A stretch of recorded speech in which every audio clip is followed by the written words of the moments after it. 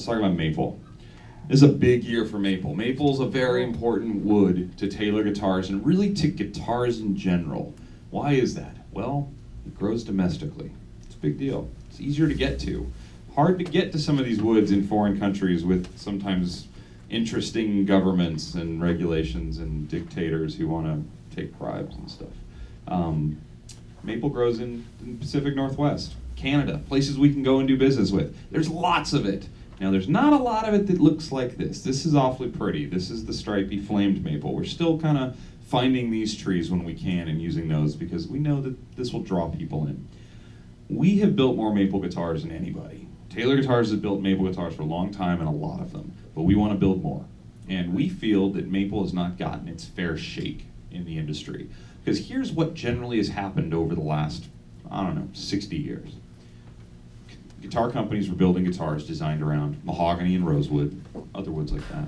And somebody either came in with a load of maple to sell them, or a wood sourcing person went out and bought a bunch of maple because it looked awesome and pretty and blonde and stripy or quilty, and they threw it on the guitars and shipped them out. Okay, what do we know about maple? It's a very dense wood. It's stiffer than rosewood and mahogany. So if you don't change the guitar that you've designed and you just put a stiffer wood on the guitar, what are you going to get? You're going to get a pretty bright sounding guitar that's pretty, very clear and in your face. And to some people, that's awesome. I meet people all the time who think a 614C from 3-4 years ago is the best guitar ever made. They love it and awesome. We think that we can do it even better. So the thought process here was design a maple guitar literally from the ground up. Like start from scratch. Like we'd never built a guitar before. We have this wood, how would you optimize it? Bob Taylor really thought that one of the keys to all of this was going to be to make it brown. He kept saying that. It needs to be brown. So we made it brown. Would you think that's easy? Just paint it. Well, we can't paint it. We're using a hand-rub stain because our ultra-thin finish on these guitars won't take paint underneath. It doesn't work. And staining a maple guitar like this is not easy because maple is dense and it doesn't like to take stain into the fibers of the wood. So we developed this stain with a company and got it in there. It's actually hand-rubbed at Taylor Guitars.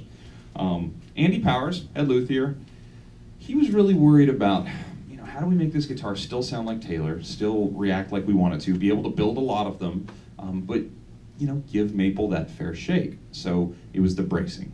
He started with a new bracing pattern. Some of what we talked about in the grand orchestra with this lightly braced system inside of it plays into this, but we take this even farther on the maple guitars. When you look inside these guitars, this back bracing, the main back brace that I can see through the sound hole, tapers off and does not even touch the edge of the guitar. It literally is only laying on the back of the guitar. This loosens up the bracing of the guitar.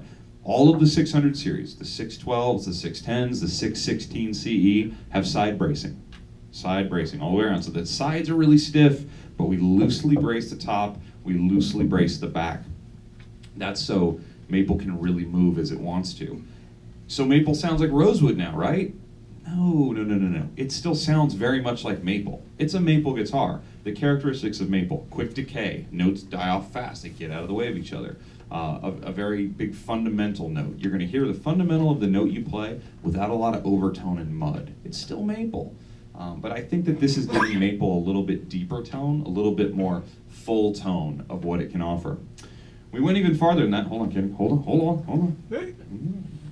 You see how dark this top is? A lot of people see this and they think, oh, they put cedar on maple. That's a neat trick, soft wood. It's not. Sitka spruce. This is a torrified Sitka spruce top. Torrification is a buzzword in the industry right now. We're certainly not the first to do it. Many people are doing it. We really like it in this series. Torrification is a process where you take your wood, in this case spruce, you put it in a 0 oxygen oven and you cook it. And you cook the resins and the sugars down. You break it down so that the wood chemical actually changes. It's what would happen to this guitar over 30, 40, 50 years of just hanging on the wall or being in a case, being a guitar. It increases the low end, it increases the volume, it instantly ages the wood. We play these old guitars and they sound amazing, but we're trying to edge this one that way a little quicker. It's not a silver bullet. We don't think that every guitar should have a torrified top, but we really like it in this combination. If you look at the aesthetic package of these guitars, big change. I mean, they look differently. Obviously, we talked about the brown finish. We call this brown sugar hand rub stain. We have a Macassar ebony pickguard on this guitar. We have a Macassar ebony front veneer, the headstock veneer. The back also got one. It has a Macassar ebony back strap. It has an inlay in the back strap. I mean, when I saw that, I just laughed. I thought, they're just not going to stop with this guitar, are they? Has ebony binding all the way around. Has a brand new inlay out of grained ivorywood. Pretty fantastic. We really want you to try this guitar. We want you to pick it up, and whether or not you even know it's maple. We've heard lots of reports of guys pulling these down and playing them in stores and saying to the sales guy, this is the one I like the best, and then they're told it's maple, and they argue, that's not maple, come on. Look through the sound hole, it's maple. So it's fantastic. I really like the way it sounds. It's made me a believer in maple. I'm really kind of into it right now, so hopefully you like it.